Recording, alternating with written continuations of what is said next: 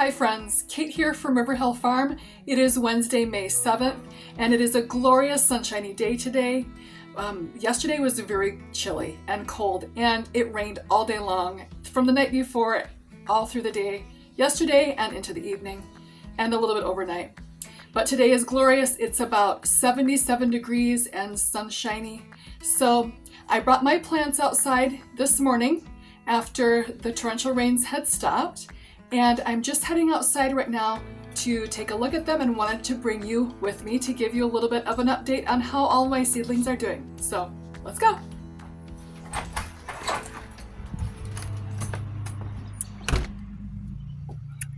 Okay, here are my showy beard tongue right over here that did not end up germinating. But I have a couple of long-headed coneflowers that did, and I didn't get them repotted, so I need to do that. Here are my tiny little harebells, as you can see, and you might be enjoying the ambient noise of my neighbor's mower going right now. These are my little harebells. They're just little itty bitty. As you can see, they're tiny. So they're doing really well. On my bottom shelf here, these are my Rocky Mountain penstemons. They've come up nicely. And my Palmer's penstemon. And those are all looking pretty good as well. I've got my holy basil over here and my Thai basil. And next to that is Mrs. Burns lemon. I wish you could smell this. It is so heavenly. Every time I move this tray inside and outside, the smell is just so beautiful. It's lovely. Okay, back here are my lemon mint. They're doing good. And then my prairie sun rudbeckia. And I've had a few more of those pop up recently. And here is my anise hyssop right here. They're just little itty bitty. And some of them have come up fairly well. I've reseeded this twice now, and I'm just waiting for that to kind of fill in. The first seeding didn't do very well. Here's my lemon balm, which is looking gorgeous, and my spearmint. And those are growing to be pretty big. You can see that when I first planted them, they were tiny itty bitty, but now they're getting bigger and they're looking great. Okay, next shelf. This is my winged everlasting and my straw flower is coming up. And over here, the plants that are kind of sparsely coming up are my Chinese forget-me-nots. And usually they are just so fast to pop up, but I've actually reseeded this again because it just wasn't coming up that well. So I don't know, weird. This season has been strange. Back here is my purple prairie clover, and it's all growing really well. These next couple of rows are my feverfew that I saved from my garden last year, and then these ones are new from Johnny's seeds. And they're actually growing pretty comparable to one another. Back here are my Chinese pinks and my Dianthus Flora Pearl Apple Blossom. I've got Globigilia back here and Nigella. So that's all doing pretty well. So over here I've got long-headed coneflowers going, and some of these are doing really well. They're growing fairly large, and so I've got 2 in this one. I'm going to repot those, and 2 in that one as well. And I think 3 over in this one. And so these ones are a little bit smaller, but they're still growing pretty well. Okay, now over here, this is the harvest table that I had mentioned in my last video that I picked up about an hour and a half south of here. And it's great. It's meant as an indoor table, so I'm gonna have to seal it really well so that we can keep it outside. It's up on my back deck right now, so that its feet aren't getting wet. But I'm going to seal this all really well so that it can eventually go over here underneath my little kind of pergola thing where my rusty old table and 50s hotel chairs are. So here I've got my Carmine Baby's Breath, and these ones over here were the ones that survived the big huge windstorm, and these other little small ones are ones that I just started a few days ago. The rest of them from the first batch died. This is my Immortelle, and it was one of my surprise favorites from last year, so replanted that this year again. Here I've got my Lewis flax. So this is a perennial flax, and you can see that some of them are bigger than others. The smaller ones I replanted, and you can see they're not all filled in. So I just replanted yesterday again. Here are my oxeye daisies. They're gonna be super cheerful. They all are doing really well. And here I have my yarrow Love Parade. Those are doing pretty good. And my yarrow Summer Pastels. These are my garland daisies, and they are going crazy. They are doing so well, and the stems are really thick. Super happy with those. This is my Saponaria Pink Beauty, and it's just kind of still popping up. And next to it is my Corncockle Blossom Pearl, which is kind of like a blushy type of corncockle, or agrostema is the other name for it. My Orlea White Finch have not popped up. I think this one right here is a corncockle. But you can see that I've just pressed new seeds into the soil. I did that yesterday because I was a little worried about it. It hasn't come up, so we'll plant again and see what happens. These are my Bachelor Buttons Pink. My Cosmos Daydream, those ones are doing great. And my Cosmos Pinky, those are not all coming up, but I just put some more in the dirt yesterday as well. My Cosmos Cupcake Whites and my Cosmos Cupcakes Blush right there. And these ones are my Cosmos Apricota, which I love and can't wait to see them pop up. Here are my Feverfew Snowball that I forgot to plant in the spring, and I just got them in the ground just a couple weeks ago. These ones are my Feverfew Lime Green. They're just itty bitty. You can see that they're just pretty tiny. So yeah, itty bitty. Yep. And these are my Marigold Red Gem. They're just starting to pop up. And over here are my Marigold Sugar and Spice. That's kind of I think it's going to be kind of a yellowy to lime green colored marigold. And my Marigold Kilimanjaro White, Marigold Eskimo, those are white as well. And here are my Marigold Tangerine Gem, which have not popped up yet. All right, moving down. My Zinnia Benaries Salmon Rose right here in these 3 rows at the end, and 3 rows of Zinnia Oklahoma Carmine, which they just all haven't come up yet. I started my zinnia seeds and put them outside, and it was kind of chilly in the mid 40s when I kept them outside, so I brought them in after I'd planted them and crossed my fingers hoping that they would grow. Zinnia Oklahoma Salmon right here, and Zinnia Oklahoma Pink. But they haven't all popped up, so I started a few more. I popped a few in the ground yesterday or the day before. Zinnia Zinderella Peach are right here. These are kind of a tufted, really pretty zinnia. And Zinnia Purple Prince, which is an heirloom. And over here are my Zinnia Isabellina.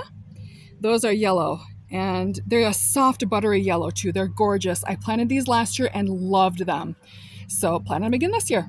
And on the end, this is my Zinnia Exquisite, and these are kind of a magenta color zinnia.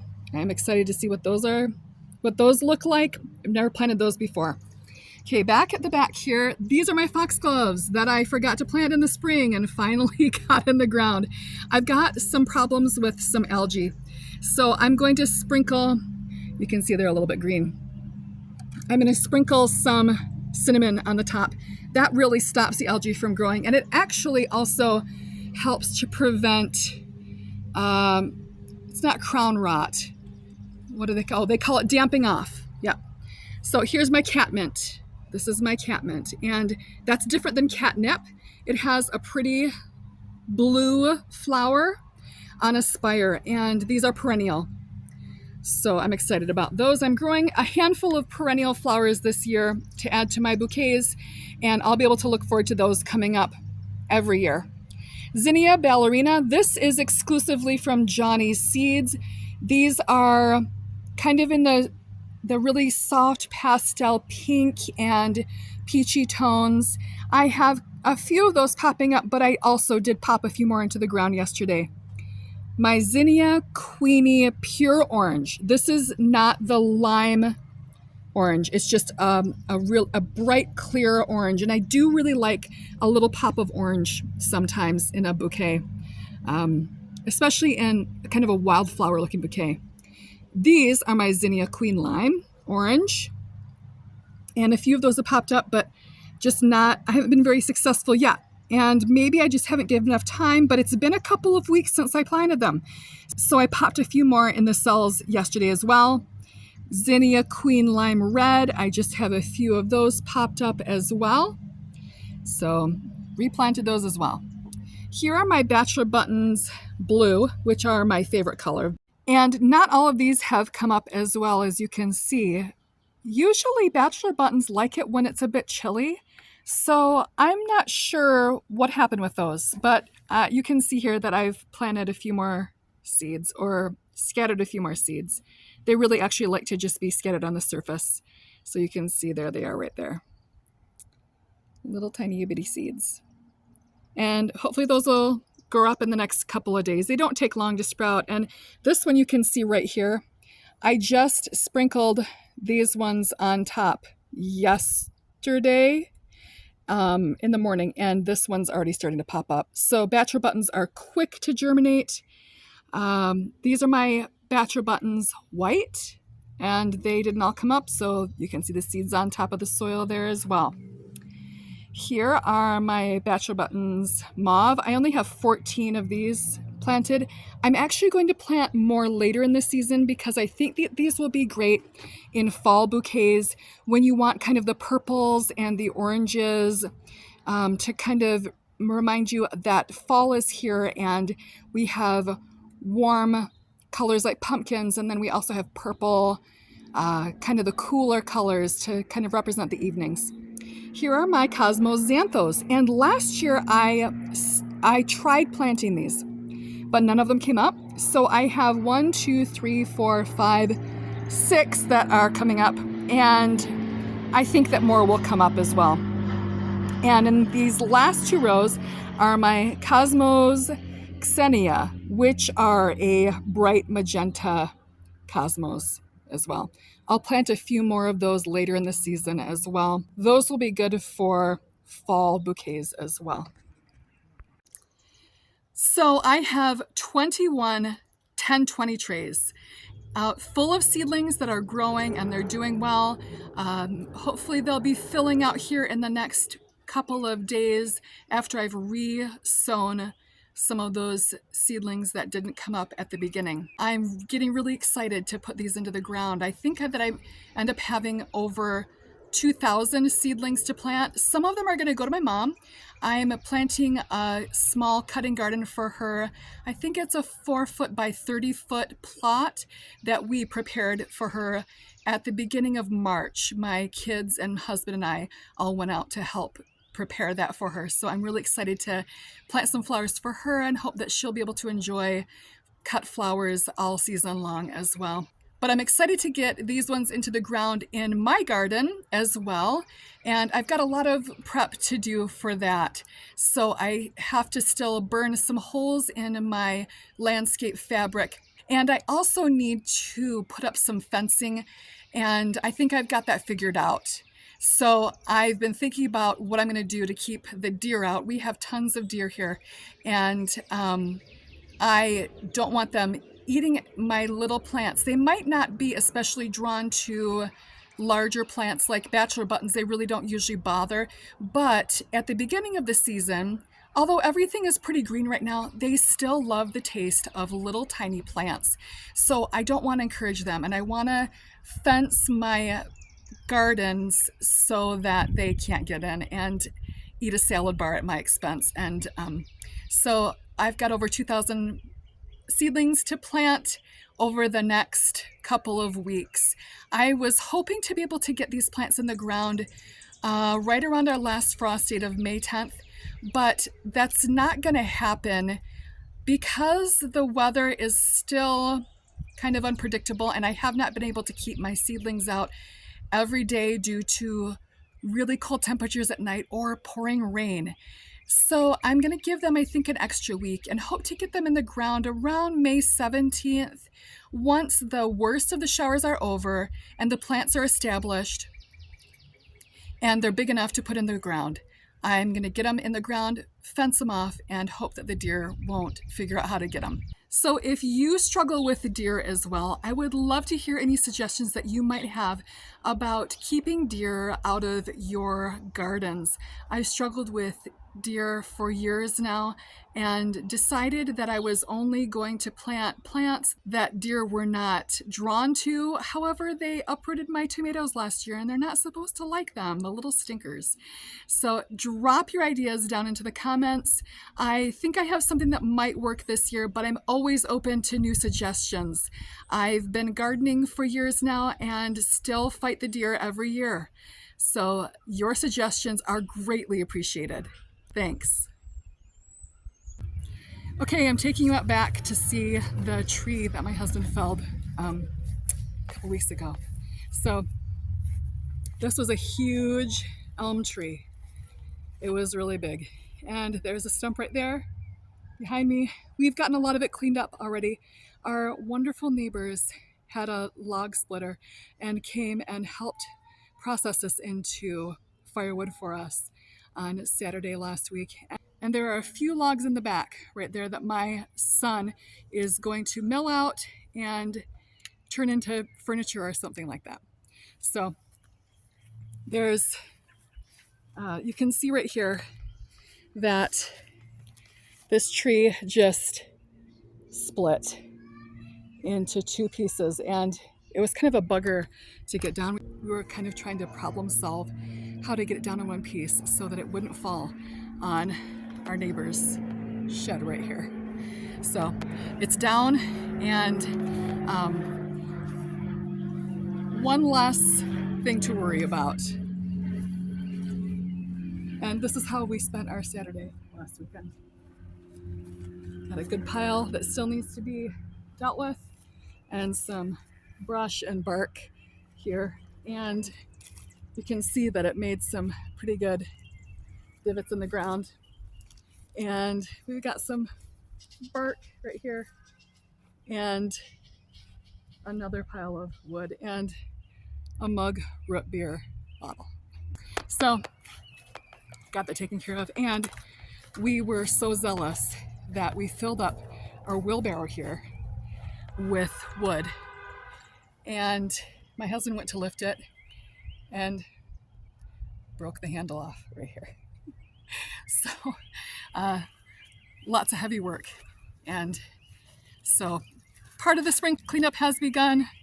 We got to move our trampoline back to where the tree fell, moved it out of the way, of course. So just walking here past my original flower garden from last year, and you can see that I've got my feverfew popping up. It all came back, and I'm really excited. And I did dig up some of this nigella and gave it to my daughter-in-law, and I have a ton more. I gave her a bunch, and my catnip is doing great here too. So work is never done. on a hobby farm. Also, I just wanted to share this with you quickly.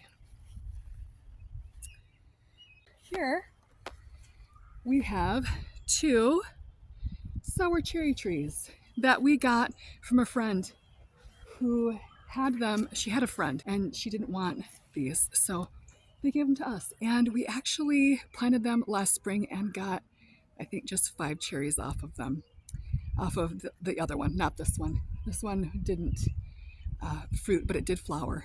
And so they're looking really good this year, and hopefully we'll get a little bit of a harvest off of them. Also, my rhubarb is up and it's growing really well.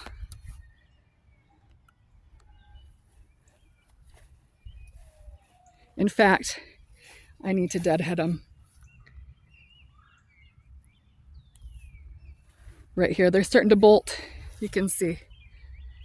And those heads are going to need to come off. I don't want them flowering because then it ruins the rhubarb, but I suspect that we will have some strawberry rhubarb pie here in the near future, which is one of my favorites and some of my son's favorite pies, and my father-in-law as well. He loves strawberry rhubarb. So, ooh, and I smell lilacs. Oh, it's my neighbors over there behind me. There are lilac bushes back there. I love lilacs. I have one planted and I'm hoping that it's going to start making flowers maybe this year or next year. And this is really wild back here.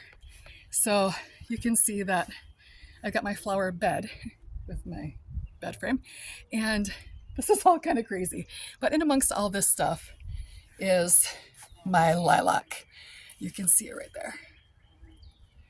And I've got to get out here and weed because it's bonkers. If you let nature go, it will take over everything. So a little bit of a backyard tour as well.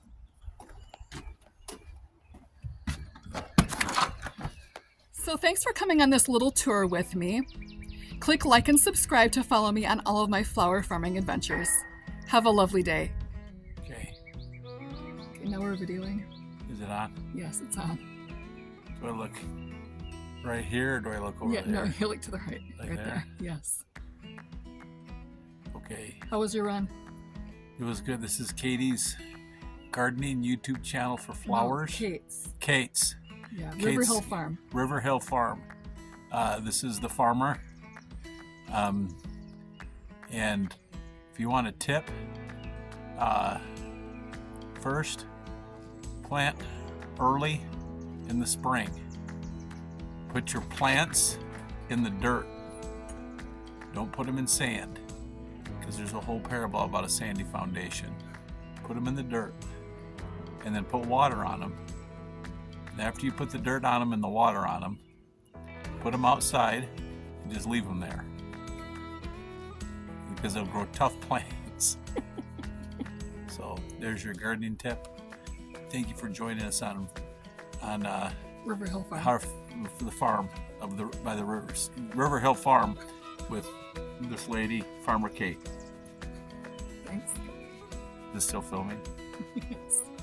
I got sweat in my eyes.